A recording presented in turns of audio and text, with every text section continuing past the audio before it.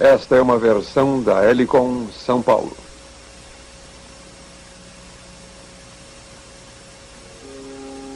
Os primeiros homens e mulheres eram caçadores e nômades, temerosos de um mundo que não entendiam. Investiram muita energia em rituais, sacrifícios, templos e tumbas. E com a religião vieram os deuses e reis divinos, mágicos e sacerdotes, e o despertar de uma sociedade mais complexa. O despertar da história, na série A Tradição Ocidental.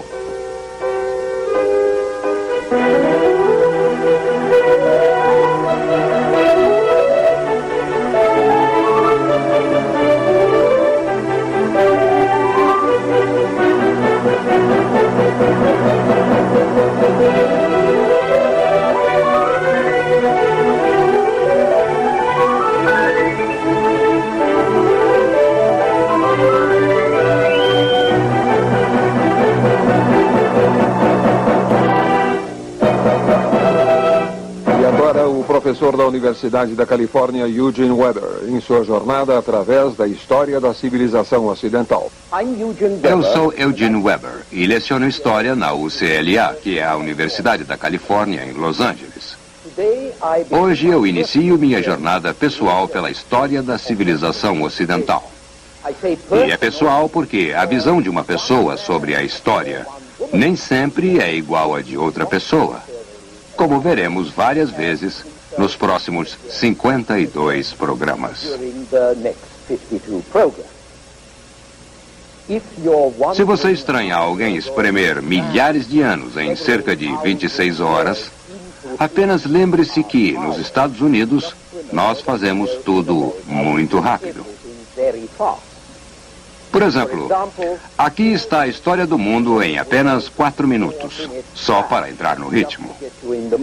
É um trecho de Por que o Homem Cria, de um homem criativo chamado Saul Bass.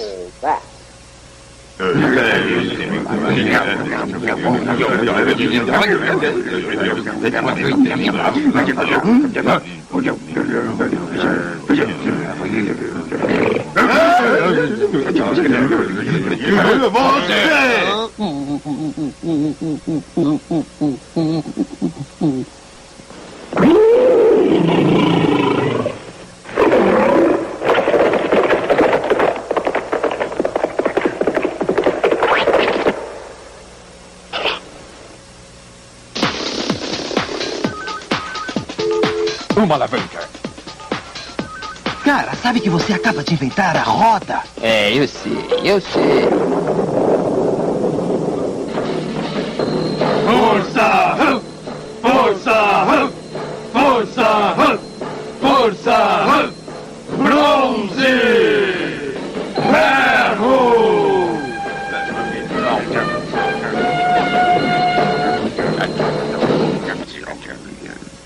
Só havia o caos até Euclides estabelecer a ordem. O que é a boa vida? E como deve ser vivida? Quem governará o Estado? O rei filósofo. O aristocrata. O povo! Quer dizer todo mundo? Qual a natureza do bem? Qual a natureza da justiça? O que é felicidade? Ave César! A lei romana está em sessão!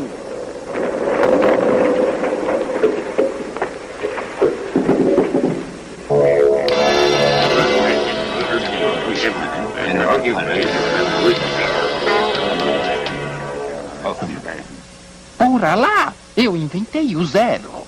Quê? Nada. Qual o formato da Terra? Plano.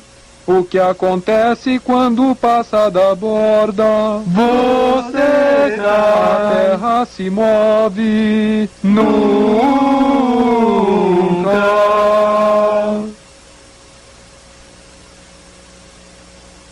A Terra se move! A Terra é redonda! O sangue circula! Há mundos menores que o nosso! Há mundos maiores que o nosso!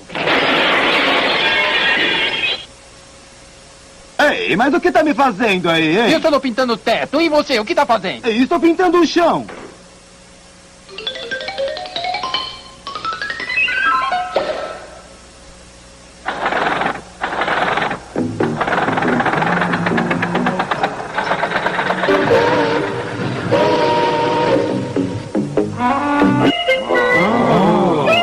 Darwin diz que o homem é um animal. O homem não é um animal. Animal. Homem não é. É um animal.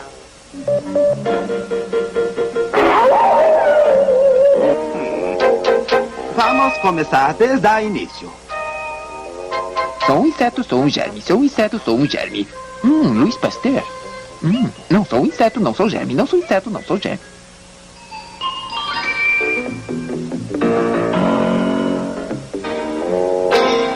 Acho que vai funcionar. Bom, vamos testar. O que acha? Funcionou. Todos os homens são criados Vida, liberdade e busca! Trabalhadores do mundo. Governo do povo pelo povo. O mundo precisa estar seguro para a Vai democracia. acabar com as guerras. Uma liga de nações. 1/3 de uma nação sem casa com fome. Um mundo.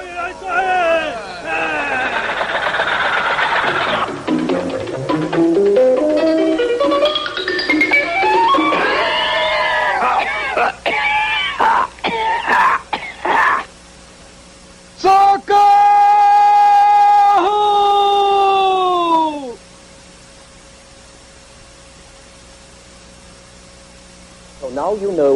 Agora vocês sabem onde queremos chegar. Embora eu não pense que seja tão trágico assim. Talvez devamos começar perguntando qual deveria ser a base de uma série sobre a história da civilização ocidental. E a melhor maneira de encarar isso é dizendo: de volta às origens. Vamos voltar até onde muitos de nossos ancestrais nasceram. Conhecer melhor suas histórias e lembranças, seus hábitos, como eles eram e como eles nos tornaram o que somos hoje. Isso é a história. De onde viemos, o que está por trás de nossa forma de viver, agir e pensar. Como nossas instituições, religiões e leis são feitas. E é isto que espero fazer nesta série: voltar às nossas origens. Sei que nem todos nós viemos das penínsulas, daquilo que hoje chamamos de Europa. Mas os idiomas, a cultura e a política da sociedade em que vivemos vieram de lá. Assim, é importante que nossa jornada comece do princípio absoluto. Para este fim, vamos começar cerca de 60 milhões de anos atrás, com o fim da era dos répteis gigantes. A era em que os dinossauros imperavam. Os mamíferos eram animais tímidos e acossados que jamais poderiam desafiar os incríveis dinossauros. E então, pum! Um cometa atingiu a Terra. Os dinossauros desapareceram e os mamíferos puderam evoluir. E entre os mamíferos estavam os primatas, que costumavam saltar de árvore em árvore. Mais de 5 milhões de anos atrás, em uma destas espécies de primatas, cujos descendentes deixaram estas pegadas, um deles ficou de pé nas patas traseiras. Ele ainda não sabe se quer ser bípede, mas quanto menos ele fica nas árvores, mais o primata pode usar as patas dianteiras para carregar coisas. E quanto menos ele salta em árvores, mais seus polegares crescem até ficarem opostos, o que é conveniente para segurar e manipular. E então, cerca de 2 milhões de anos atrás, estas mãos fizeram um milagre, um artefato, uma ferramenta, algo criado por ele mesmo.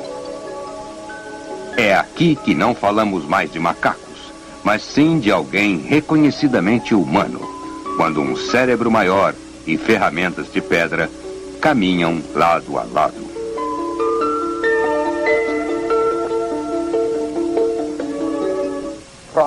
Como todos os primatas, estes seres com a forma que denominamos hominídeos não tinham garras tão boas quanto os tigres, nem dentes tão afiados como um lobo. Mas eles descobriram que para agarrar, as mãos eram melhores que mandíbulas. Por exemplo, com suas mãos, você pode fazer um nó. Pode colocar numa pedra e bater em outra pedra. Pode quebrá-la. Algumas vezes uma pedra escorregava e arrancava uma lasca de outra pedra. Só Deus sabe quantas lascas surgiram por acidente até que um destes humanoides percebeu o que fizera e entendeu que poderia repetir isso de forma deliberada. Daquele dia em diante, ferramentas primitivas fizeram com que ele parasse de usar tanto os dentes. Nos 2 milhões de anos seguintes, ele passou de vegetariano a carnívoro. E os enormes dentes que eram necessários para mascar cascas de árvores e outras plantas perderam seu tamanho. Os poderosos músculos das mandíbulas ficaram mais relaxados. O cérebro que estava espremido no pequeno crânio começou a se expandir. E este peculiar animal tomou o caminho do pensamento e dos problemas dentários.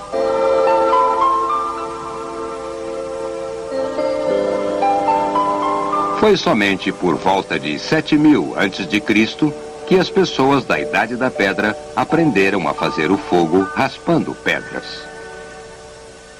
O fogo e o pensamento em conjunto permitiram aos hominídeos ocupar novos habitats em terras mais distantes, mesmo quando grandes geleiras chegavam praticamente aos trópicos e nossos ancestrais tinham que pensar ou morrer.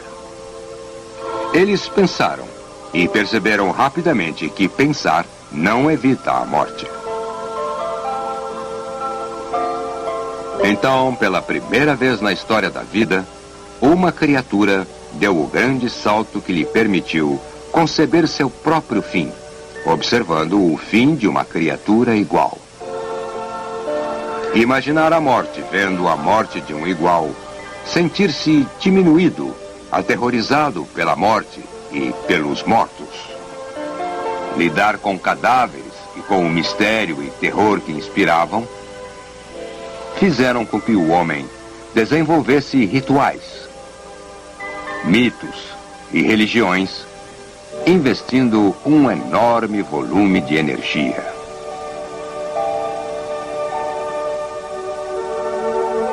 Durante milênios, uma porção significativa daquilo que se tornava uma humanidade passou a ocupar tumbas e templos como Stonehenge. Posso falar sobre tais raízes porque cerca de 100.000 anos atrás, algo que poderíamos chamar de linguagem, algo parecido com linguagem, foi criado. Uma nova ferramenta que permitiu às pessoas se comunicarem umas com as outras.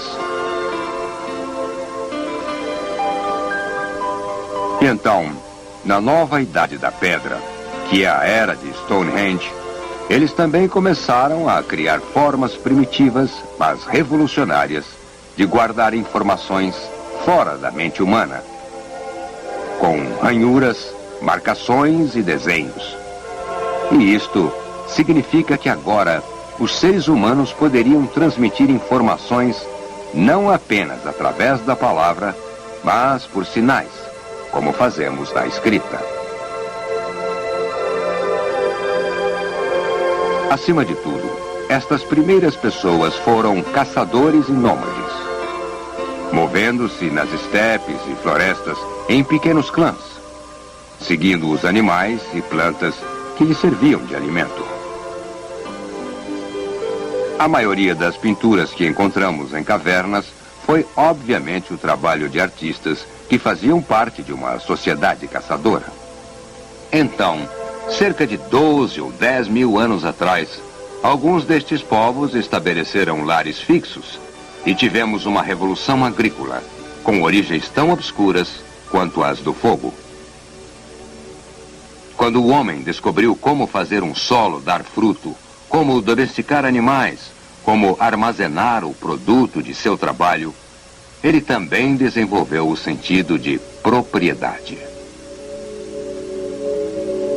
E assim, sociedades estruturadas transformaram-se em aldeias, poços, paredes, escravos e famílias, com muitas crianças que garantiam a mão de obra e a continuidade do grupo.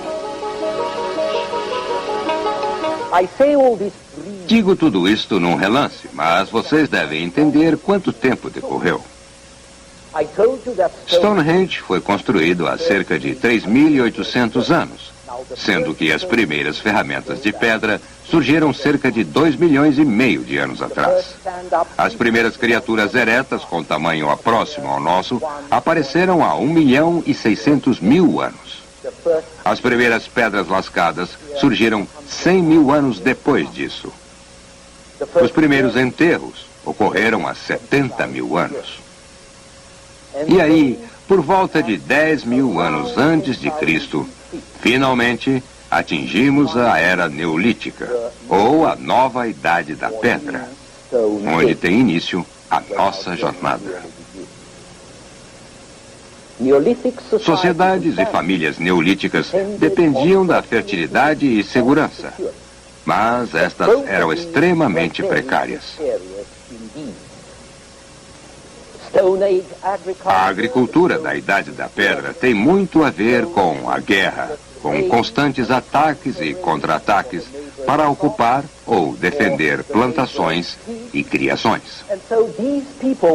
Assim, estes povos jamais estavam livres do medo de ladrões, agressores, maus espíritos e a própria natureza. Os rituais existiam para invocar proteção contra o perigo, assegurar boa caça, boas colheitas, sucesso na batalha. Eram rituais cruciais. Por isso, os povos criaram técnicas mágicas cada vez mais complexas, a maioria envolvendo sacrifícios humanos.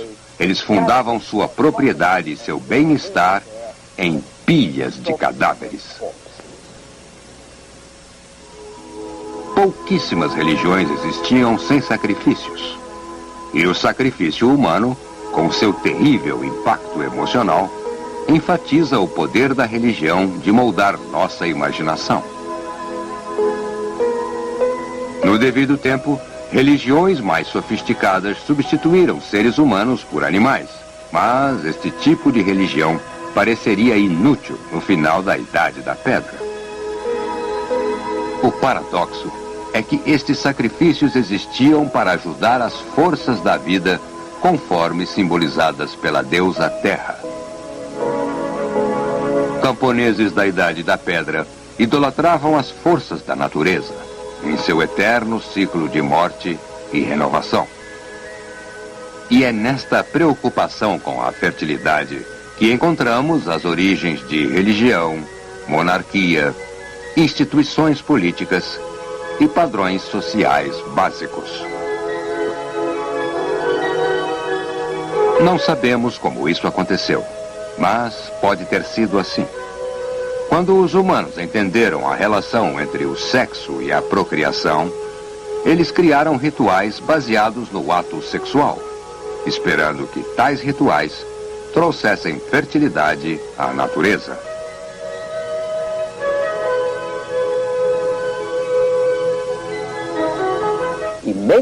Em muitos rituais pré-históricos, o macho fazia o papel da semente e assim assumia o papel de líder, tornando-se o que os antigos bretães chamavam de rei grão.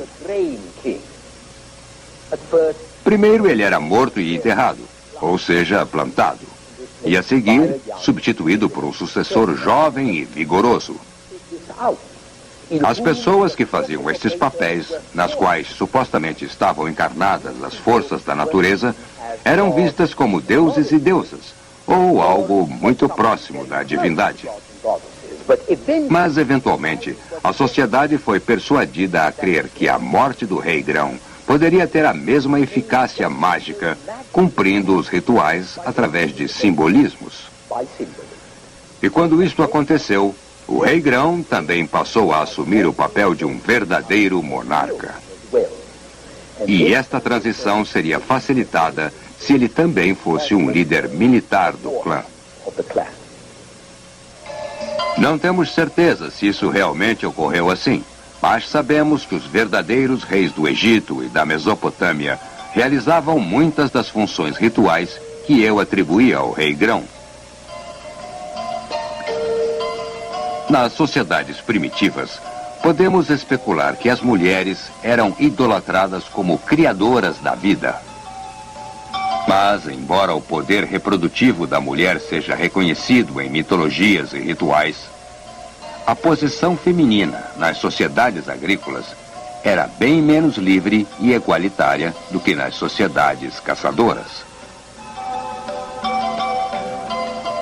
E isso foi provavelmente enfatizado por uma nova ferramenta que facilitou a produção agrícola: o arado puxado por gado. Como ele exigia uma força considerável, o arado geralmente era usado por homens. As mulheres faziam praticamente todo o resto, todo o trabalho enfadonho e praticamente sem qualquer status, porque os homens passavam a maior parte de seu tempo invadindo terras ou à procura de invasores. A agricultura e a pecuária, religião e guerra seriam, portanto, os padrões permanentes da experiência humana. Os primeiros para garantir o sustento e uma pequena reserva. Os últimos para confiscar e consumir. Mas, novamente, os detalhes conhecidos são vagos. Sabemos que as sociedades primitivas que deixaram registros eram patriarcais, assim como suas religiões. E sabemos que essas religiões tinham sacerdotes. Se a mágica era essencial para garantir a prosperidade agrícola e pecuária, se fertilidade, cura e proteção contra o perigo eram encarados como benefícios para toda a comunidade, então a comunidade deveria contribuir para o sustento destes especialistas. Com estes mágicos e sacerdotes, temos a primeira classe econômica que não estava diretamente envolvida na produção de seu próprio alimento. Com o tempo, outras classes similares apareceriam: coleiros, mineiros e artesãos que trabalhavam com o cobre ou outros metais.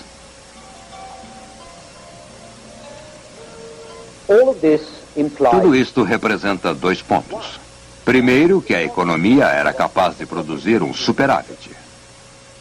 Segundo, que as coisas estavam ficando mais complexas, que nem todos agora eram autossuficientes, o que, por sua vez, levou ao comércio com especialização ainda maior, com maiores reservas, mercados onde o superávit era negociado e, eventualmente, maiores povoações, não diretamente ligadas à agricultura, que hoje chamamos de centros urbanos.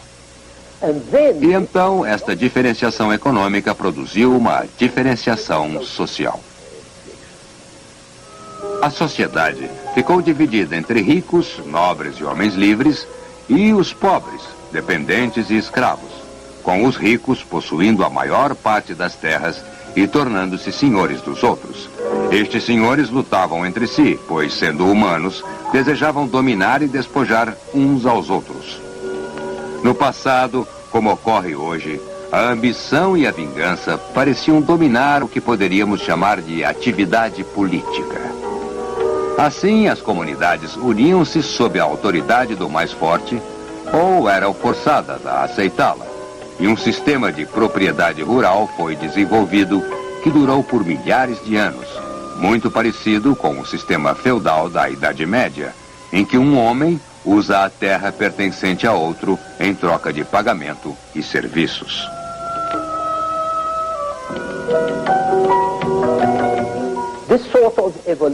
Esta espécie de evolução foi generalizada. Ela ocorreu na Índia, na China e no Oriente Médio. E mais tarde também ocorreu em condições similares na Europa. Mas ela sempre ocorria primeiro e com maior vigor nas áreas com maior densidade de população, onde a luta pela terra era mais intensa, onde a organização da produção e da defesa eram mais importantes.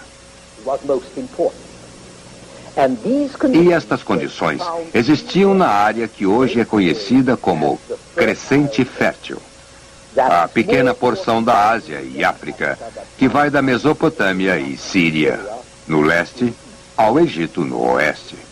Como veremos em nosso próximo programa, os antigos egípcios. Até lá, eu sou Eugene Weber, em A Tradição Ocidental.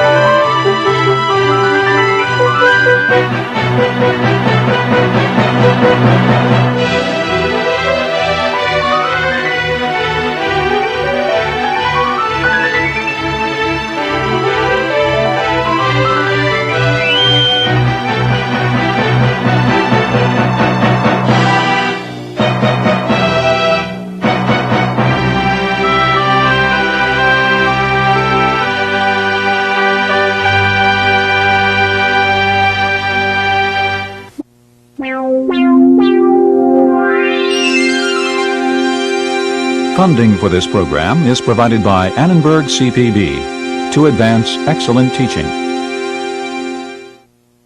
For information about this and other Annenberg CPB programs, call 1-800-LEARNER and visit us at www.learner.org.